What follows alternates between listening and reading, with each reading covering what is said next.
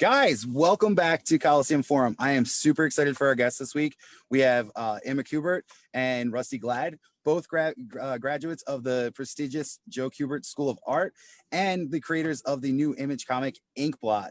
Guys, thanks so much for coming today. Thank you for having us. Thank you very much. I feel like our pre-interview, like we kind of covered a lot of ground already. And so I'm sorry if you hear some of the same questions. I'm just super excited about this interview today. And so I kind of like jumped into my questions right away. So if you're a longtime comics reader, obviously you'll recognize Emma's last name. She's a Kubert. You're Andy's daughter, right? I am, yes. It's so weird to say that. Like, hey, aren't you Andy's daughter? But I mean, you're an artist in your own right. I mean, you've got Inkblot. It's number one's out. Rusty, this is your first book, correct? It is. It very much is. Yeah. So, well, this is where this is the interesting stuff, right? Because we have somebody that grew up in, a family you could consider comics royalty, and then Rusty, you're new to this. So there's like this cool dynamic, I'm assuming, between the two of you. Like, what was the idea? Like when you guys got together working in partnership on Inkblot, where does the idea from this book come from? Well, I would say it mostly came from like my visions. Like while we were in school, we would have assignments that encourage you to create your own ideas and your own content and everything. So that's when I really started I came up with like the Black Cat, I came up with like some of the sorcerers and all this different stuff, but it needed something to really piece it together. So when me and Rusty, we were trying to break into the industry and we had a chance to really come up with this idea for Image Comics, we took my old ideas and then we took some of what Rusty was thinking, and we kind of just melded it together, and it was very collaborative. So it's kind of like what I thought of previously wouldn't have been enough unless Rusty came in and we collaborated on it, and then that's what we presented. It was what today is Inkblot. Yeah. So you guys kind of had this, you initially had this idea in school, and then you guys carried it into, and this is your office we're in right now, right? It's you guys frozen. hear me? Hi. It's frozen. Yeah, there we go. It froze. Can you guys hear me now? Yes. Okay, good. So you get the idea for Inkblot, kind of like the rough idea while you're still in school. You and Rusty get together and kind of hash it out, and the magic kind of happens in this room you're in right now. Is that correct? Yeah, yes. We work in the same studio room. This is my desk, and that's his desk. My half. And then it's just covered with art and stuff everywhere. So let me ask you this: like, what kind of, when you're working on the idea, you have this rough outline of like, oh, I have these characters like the Black Cat, and Rusty, where do you step in and go like, oh, well, maybe we do it this way? Like, how does that partnership work? The process is essentially, well, first going back to what Emma said with her ideas back in school, she took those and did a Kickstarter called Willowbrook. I think that was just 2 years ago. Yeah. And that was successful. And I wrote all the dialogue for that. And she was happy with how it turned out. So then when we were able to pitch something to Image, we took the Willowbrook idea, and that was like, Emma's inception, being influenced by stuff like Sabrina the Teenage Witch, Buffy, Stranger Things, Gravity Falls, like all that kind of YA fantasy stuff. Yeah. And then when it came to us collaborating together, I brought in sort of my influences of more of like the fantasy novel type stuff, like Lord of the Rings with the Wheel of Time and like that type of stuff, and I smushed that in with it. And then so our process essentially became, we have the Inkblot Cat, who is the kind of the divine source of, this is where the story is, this is who you're following, this little cat. And then we have our smattering of characters and realms, and then we're able to write out just kind of basically outlines and put it up on, we have a bulletin board right here of a bunch of different events that we want to do. Right, okay. And then like basically significant things that need to happen per issue to, you know, further the plot. Well, it's basically like we come up with the general kind of concept. Most of the time, I'm more thinking of the general big picture, while Rusty's strengths really lie in like the details of everything. So that's kind of using our strengths together.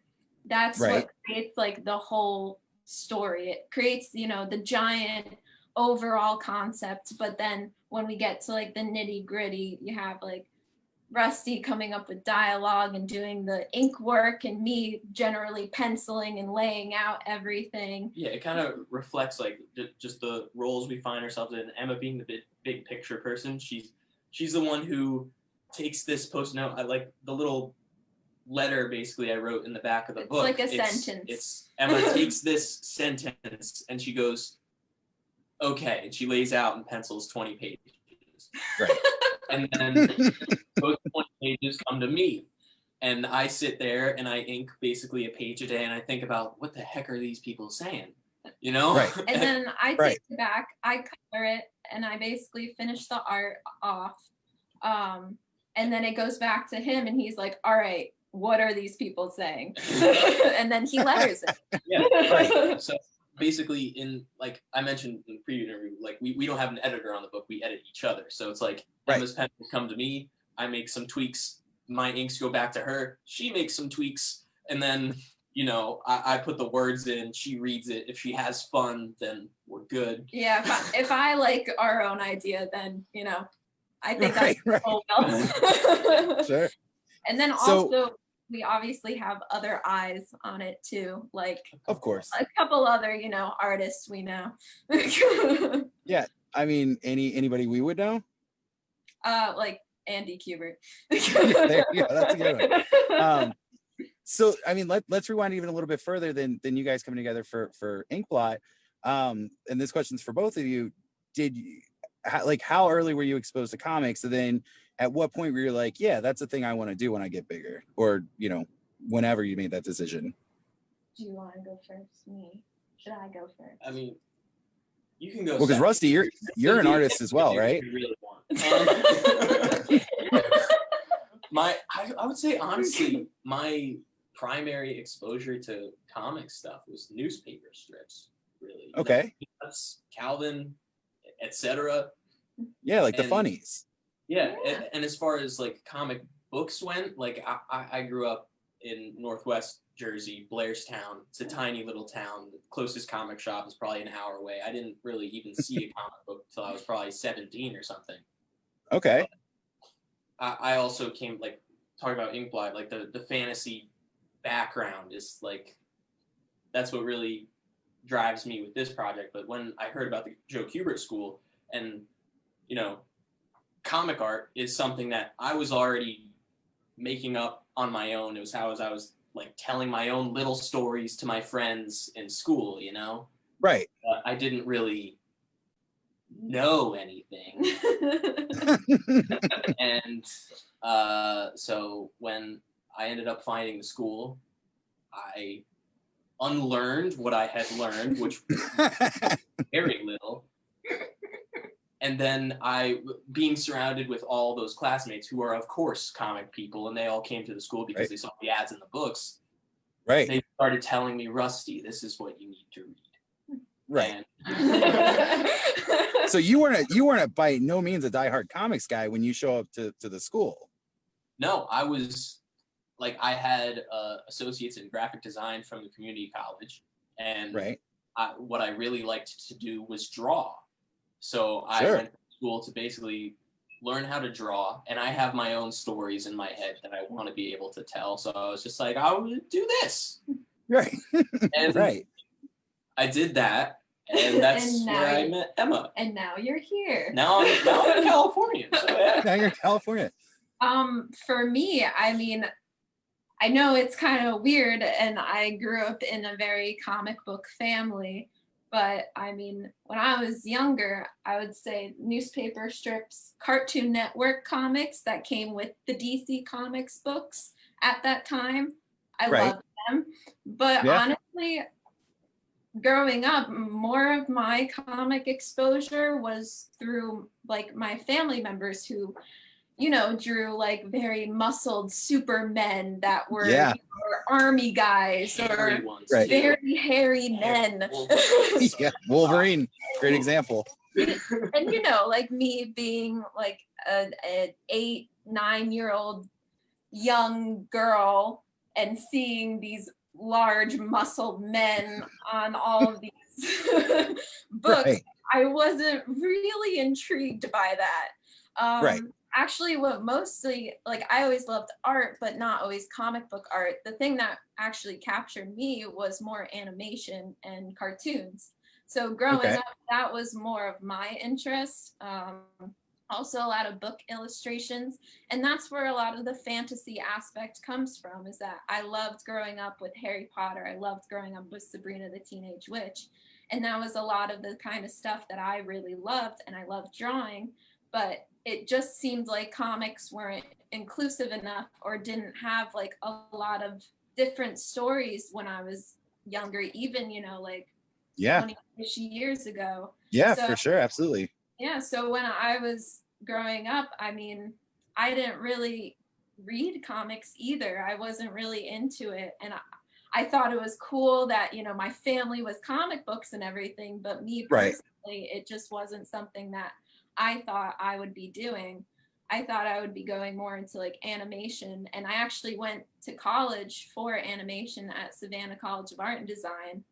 And Okay. then 2 years in, you realize what animation actually is, and then you're just kind of like, no, I don't want to do that. You're just Right. doing the Right. same thing over and over again.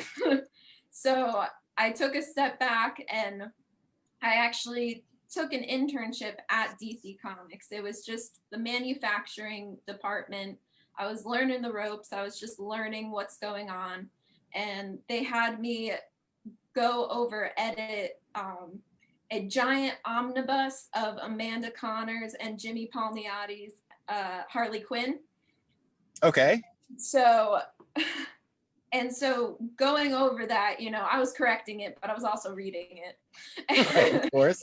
And this was the first time that I really saw, and this was the time that Harley Quinn was getting really popular too. Right. And it was the first time that I saw that, you know, a female character who wasn't like all serious and superhero-y, who was fun, who was silly, who was weird, and was just kind of going on her own adventures. And I was like, okay, this is for me, you know, this Right, is the right, kind of yeah. story that I want to read, that I would have read when I was like 10.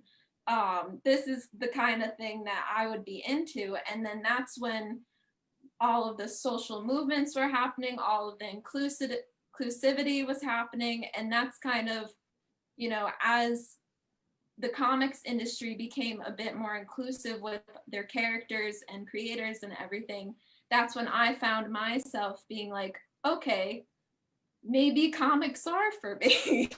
Yeah, Maybe sure. this is Yeah. kind of the perfect way to tell the kind of stories that I want to read myself. So that's where it kind of led for me. It just, I wasn't into it in the beginning, but later on, when I saw that it was dealing with subject matters that I actually liked, you know, that's kind of the exposure that I needed to really get into comics. Get in there. Yeah. Yeah. And do you think with your interest in animation, and like you said, when you learn what animation is, it's like drawing the same thing over and over again. Do you think it helped shift your interest to comics when you realize like, hey, sequential art is kind of its own art form to begin with, and I can tell a story with only drawing this panel once instead of 32 times? Exactly. That's exactly what I was thinking, especially for animation. And I liked having the amount of control over my own idea and my own drawing and my own product that I'm creating, is that instead of, you know, drawing a character a bunch of times and handing it off to a chain of people, it's me Right. coming up with my own idea on my own piece of paper and finishing it for people to see. And that's what I liked about comics, is that I have the creative control to make what I want to make. But I did learn a lot from animation. A lot of what you do learn in animation is very similar to comics. So that's kind of why it was really easy to shift. It's just a different kind of, I guess, skill you focus on rather than consistency in animation. For comics, it's more about the storytelling and about the storytelling. So you had your Kickstarter, Rusty. You worked on that as well, right? It was Willow Branch, right? Willowbrook. Willowbrook. I knew it was Willowbrook, and I was like, no, it's Willow Branch. Say that instead. Oh, good. So you did Willowbrook 2 years ago via Kickstarter. Now we have Inkblot via Image. Do you guys have plans for like your next project already, or are we just focusing on Inkblot at the moment? I have a couple plans, and we definitely do have a couple plans in the work. It's just can't say anything about it yet. That's fair. So you did mention something, and like obviously you don't have to give the whole bag, the whole tea, but I think you got some news when we were doing our pre-interview. Oh, yeah. Are you allowed to say anything about any of that? Can you even tease it? We're not sure. I think we can at least say the first thing. How long is that going to be a secret? Just the primary. Yeah, I mean, that'll come out with like FSC a little bit later. Well, yeah, we're going into second printing. That's awesome. That's so big. That's great, guys. That's so awesome. And there's it's insane, to be quite honest. I feel insane right now. Yeah, no, that's got to be great. Like this is, Image is huge. This is your first like, published book outside of Kickstarter, and you guys are going to a second print on your first issue. Like, how cool is that? I know it's beyond comprehension sometimes. I mean, Rusty and we've been waiting for like a year for this. Yeah, we finished like I think it was like issue 6 or something. We finished in February or March, and then with COVID and everything, and et cetera, books coming out in September, which is better because it's spooky season's on its way. Spooky season. Of course, everything's working out for the best, obviously, but it was just like it's always that feeling of once you've finished something and now you're waiting. Yeah, and that's kind of what we were going through, was that we're just waiting for our idea to hit, and we got really nervous, of course. Got nervous. Yeah, like that. How do you deal with that? So this has been done for months and months. It's coming eventually, but you don't know, when it like how do you just deal? Like I would pace a hole into the floor of my house, just pacing back and forth. How do you guys deal with that? I basically laughed and cried like 5 times a day. So there's like an ominous cloud of doubt that starts to build in the back of your mind. Yeah. And you just kind of push it away and you think about it's going to be good. It's going to be great. Right. I think sunshine, Yeah. Like, I do think a lot of artists though go through this just because like all comic book artists, they're freelancers. So they're kind of like in their own homes, dealing with their own work and everything. And all you have to contact people is like by phone or email. So it's like when you're sitting there just like by yourself waiting for something to happen, you could go a little crazy. Yeah, no, absolutely. It's a little crazy. But I don't know. I think it paid off. Yeah. No, so yeah. You go, like you said, like you push those kind of feelings away and try to think positively. But then you get news like today, like, hey, we're going to the second printing. Like that's got to be like, huge for you guys, right? Like I don't understand how you guys aren't like popping bottles like right now. I don't understand either. I mean, we could start, but yeah, no, that's fine. So for come on. Yeah. Oh, fair enough. Yeah. So let for somebody that's just tuning in, they haven't heard of either of you guys before. They walk into a comic shop. What's the hook? What's the thing that makes them pick up Inkblot? The cat. The cat. Fair enough. Because that was my biggest thing, was that I wanted I wanted people to relate to this. I wanted people to look at our art and just fall in love with it without even knowing the creators, without even knowing, you know, the whole story. I wanted them to see something that they could just be like, oh. Yeah, And, fair. and this cat that I created the cat while I was in school, because I love drawing, you know, witches with black cats, Halloween-esque stuff. Yeah. And to just draw like a black cat just all black cat with just eyes that are peering at you. I was just like, okay, if I show this design to anyone, I think they're gonna like it. And that was just my kind of feeling, was that this is a very likable type of design. So to have that in like our first story, it was really just, I knew people would be hooked. And that's kind of the biggest thing with me, is that I don't care if people know me as a creator or anything. I mean, they do a little bit, I guess. But I wanted people to fall in love with the story and be hooked with the art. And I just wanted everyone to like the story for itself rather than for us like creating it. I feel like that's the most important part. Sure. Like, I mean, you never know. Part of the beauty of comics is that, you know, someone can have a big name, but someone who's a fan of that person might have no idea what they look like. Like, sure, yeah. Any creators? Like, we were at it was WonderCon or something, where Emma had a table next to her dad's, and I was sitting with her at that table, and people would come up to me and compliment my work on X-Men in the 90s. and I'm just like, how old do you think I am? Yeah. No, absolutely.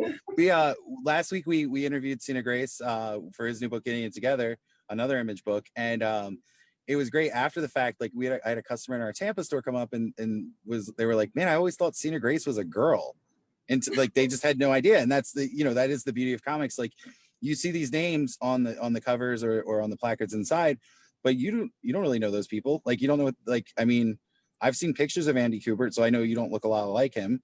But I guess I could see the confusion. Yeah, it's just one of those more appealing parts of it. Even it's that you can really let your work speak for you. Yeah, and that's in this industry. And that's what I really wanted with Inkblot, and I knew people would like it just because, you know, we were inspired by stories that people already love. You know, they're so in love with all of this stuff that we were inspired by, and just taking that, mashing it, and also the fact that I love my own story too. No, that's awesome. I mean, I've been thinking about the kind of work that I want to do, and I realized actually through interviews and everything is that the work that I'm doing are creating stories for, you know, 12-year-old Emma who wanted to read these stories in the first place. So that's kind of what I want to do, and that's what Inkblot is a result of, is just a story that I would read when I was like 12, you know. So without spoiling anything for us, can you give us the setup for Inkblot? So if somebody walks into my store tomorrow and they're like, hey, what's this book about? What should I say? What's the like an elevator pitch? Yeah, what's the elevator pitch? A powerful sorceress attempts to correct her greatest mistake, which is the creation of a magical cat that can jump through time and space and threatens to unravel the fabric of reality. Wow, that's really well said. That was, yeah, I was like, does he just have the solicit pulled up right now? Like, what's happening? I wrote it.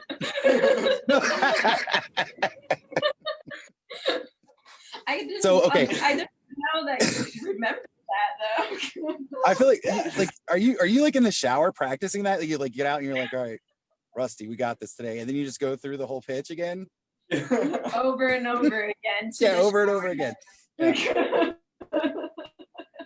I just like this, like the book. Yeah, me, You know, me too. no, again, it's a great book. Like I mentioned to like one of our shop managers, our Lakeland shop manager last night, like, hey, I get to interview Rusty Gladden and Kubert tomorrow about Inkblot. And she's like, have you read it yet? And I was like, well, I'm going to read it tonight. And she's like, you need to read it. It's really good. So this is super exciting to even talk to you guys. So let's do this. If you're a fan of, you'll be a fan of Inkblot. Go first. You got a list of them. I mean, Harry Potter, Lord of the Okay. Okay. I know they said Amulet and Sabrina the Teenage Witch, like of the comics variety. Sure. But honestly, I mean, I'm thinking of like a lot of things that it's similar to, but it's such a mishmash of so many different things that it really just became its own original thing. You know, Sure. it's like we created this kind of plot that is told in such a unique way that I've never seen comics told in this kind of way. So it's, I don't know, I think it's very unique. I mean, if you're a fan of a lot of the young adult fantasy genre, you would love Inkblot. that's Okay. take. What about Each of you? our goals was to, you know, create a fantasy book that we would want to read, obviously. And Right. I mentioned earlier how, like, we each bring our different aspects to it. So for me, I'll throw in like more of the fantasy novel that's in like, well, the novel stuff. So like Wheel of Time, Lord of the Rings, The Lies of Locke Lamora is one that I love a lot. I don't know. It's Okay. just a lot of just influences and just so I read a review the other day that said that Inkblot had wit, and I was just like, oh, thank you. Thank you so much. So no, this is, but that's great because that actually kind of leads me to my next question is, how do you not get like a big head? Like you guys have a successful book. You guys are going to second print. As you just said, you read an interview the other day, or a review the other day. It says like Inkblot's got wit. Like, how do you not do like the Ric Flair strut into your comic book shop on Wednesday, like on release? And just like, yeah, I wrote that. If you need me to, I'll be back here signing all these for you guys. Like, how does that not just go straight to your, I couldn't handle it. I think for me, it's always thinking about what's next. So, Okay. you know, it's always, it's great that a lot of people like it, but I'm also thinking about if people like the second issue, if people like the third Sure. issue. I'm like right now we're kind of working on our next arc, seeing how things are going, and I'm just like, well, people like this. I gotta do this like the best that I can ever do, 100% every step of the way. So it's, and I already feel that way anyway about everything. So, so it's kind of like I personally, I don't even read reviews. I don't really read. Really? Not, I mean, you're not curious at all? Well, that curiosity can also doom you because that's how I feel. If you can, you know, if you read between the lines or you look hard enough, you'll always find a little something that's just gonna nag at you. I'm always like, I'm the kind of person that's always looking to get better at whatever I do, especially drawing, especially storytelling, especially comics. So I'm kind of like if I read something, you know, someone's just like, this is great, and I'm just like, I can do better. You know. You're right. It's very competitive, right? I have a very, yeah, I guess I have a very competitive nature when it comes to myself and it comes to me working on the things that I want to go out into the world. Yeah, and like you can't really ever get a big head, especially as artists, because the moment you have that big head and you feel like you'll stop improving, really, because right. the whole thing is practice and repetition and just commitment to push yourself further and further with every line that you mark on the page. And if you're just totally comfortable and happy with everything that comes out of you, then chances are you're stagnant. Yeah. Right. And I think that's also a big thing with my family in general. And that's why my grandpa was such a legend all the way up Hall of until he Famer, passed away. without a doubt. And it's because of this kind of mentality that's kind of instilled into my family, is that you don't be satisfied with just what you're doing now. You have to keep getting better. You have to keep being inspired. You have to keep going. And that's just something that I have learned throughout my entire life. Okay. So now this is your guys' second collaboration, technically. Do you think maybe on a third collaboration we get some pencils from Rusty this time? We did actually work on one thing that we submitted to a couple of places, which was kind of a flip. Like, it was my pencils, her inks, right? You're right. Type of thing. Yeah. And that's maybe one day. It'll be something may happen. Yeah. But that's kind of actually it is kind of flipped, because it's more of your idea that you had in school. Yeah. And then I came in and I helped him like develop it and make it into like a story. And that was just the same with Inkblot. I mean, we're both like, we're not just penciler, inker, colorist, we're artists. We can do every aspect of it, both of us. Right. So it's like, I think it would be awesome to work on something like that project that we're talking about, with Rusty penciling and me inking. And it's just like, it shows that as an artist, like, you have to learn everything, and you gotta know how to do everything to really make it great. You know? Yeah. Especially when it comes to like making a book with other collaborators, if you don't understand everybody's job, then you can't do your job to the fullest. That's fair. So. Yeah, absolutely. So let me ask you this, and we had touched on this a little bit in the beginning. You guys work out of the office. Like, I think we see Rusty's desk right back there, and we're looking at you from Emma's desk. What I know you guys have like 6 issues in the can ready to go to come out to the fans. When you guys sit down, you're from scratch starting, like, how long does it take you guys to do like a whole page? Like all the way to colors and lettering? All the way to colors and lettering, because you guys do that too. So I would say, well, usually the pace, an artist goes at is a page a day. Either like, you're penciling a page or you're inking a page a day or something like that. For me, it's kind of staggered, especially since it's only the 2 of us working on it. So it's like, I'm penciling a page. I want to make sure that Rusty has enough work to keep going, but he's not like right behind me. Right. What ends up happening is Emma will pencil close to like 5 pages at a time. Yeah. And then like once she's working on that 6th page, we scan them in so we have the pencils on file. And then I kind of, ink this much on a page and then set it aside because that has to dry, and I pick up another page and I sort of, shuffle and ink 5 pages at a time. I would say a lot of multitasking. So it's so jumping around. So a lot of jumping around. I would say all in all, to create a single page, if we were to sheet pencil it, hand it to me, it would probably be 3.5 days. I would say 2 days.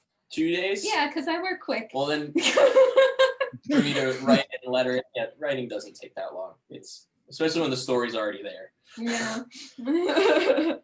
So I don't know. I can't really put a pin on the time. So we're gonna go somewhere between 2 and 3.5 days. Yeah. Somewhere's in that window. Yeah. So let me ask you this. At what point did you guys realize, because we've talked to different people. Some people hate collaborating. Some people love collaborating. At what point did you guys realize, like, hey, this is going to work? I think we've got something here. Well, I mean, we work well together just in general. We get along. We get along, I guess. But I think it was really just when we were starting Inkblot and we were starting to figure out this type of dynamic that we were going into. It was kind of difficult. It took some hashing out. Just really because we really needed to know, you know, like what is okay to say, what's okay to like go back on, what are like, how should we talk to each other, kind of like going over work and everything. Because I mean, like if people want to know, we're also in an actual, you know, relationship, but so it's kind of hard to work with a person, you know, that you're with, but also you're working with. But with us, we hashed it out a little bit in the beginning, but I think the main thing that we constantly would remind each other is that we both just want what's best for our product. Yeah, you have and to that's about it. Separate it. You have to put your egos aside and be like, all right, what is best for this story? We want to make it good. We want to make it not good, just great. The best it can be. So it's kind of like, if you think that way, both of you, like whoever you're collaborating with, and you're able to communicate your thoughts in a like understanding way, then I see it being unstoppable. I mean, right now we have a very good rhythm working together, and I don't think anything's really gonna change that. So awesome. So guys, Rusty, you said it best. Inkblot does have a lot of wit. You did a great job. Emma, the book looks amazing. I have the cover behind me, if you guys can see it. You guys are awesome. I don't want to take, it sounds like you guys have some celebrating to do today. I don't want to take up too much more of your time, but guys, thank you so much for agreeing to do Coliseum Forum today. Thank you for having us. Thank you so much. It was very fun. Hopefully next time you guys have a collaboration, you know, we're back here again to talk about it, because this was awesome. Yes, definitely. Also, just as a fanboy, you know, if your dad showed up too, that would be cool. Like, I'd be fine with that. Be, honestly, I don't think he would. Fair enough. I don't think he would show his face. He's one of those. He's not this. You could do like the Phantom of the Opera thing. You know what I mean? Like, no. He's an guys, thank you again. You guys are the coolest. Thank you so much for this. Inkblot, you can stop by Coliseum and Comics, pick up a copy, get it on sub. It's an awesome book.